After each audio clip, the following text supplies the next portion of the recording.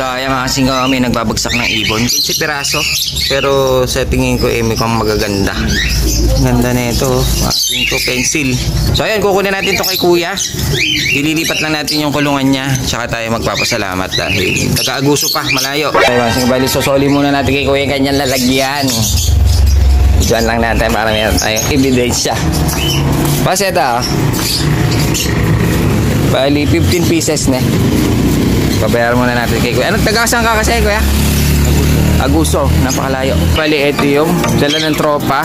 Dito pa lang yan sa isang kulungan masi. Kung makikita nyo isang cage pa lang ito puno na. Ayan sila medyo alalay lang tayo dahil baka makawala. Napakalaki kasi ng ating pinto kaya medyo alanganin. Kaya dito na lang tayo sa labas. Saran muna natin. Ayun na mga kasing, kung makikita nyo yung mga kak big size. Ayun sa, ang gaganda. May mga off color, may mga classic. Itong isang ito napakaganda nito mga kasing. Ayun.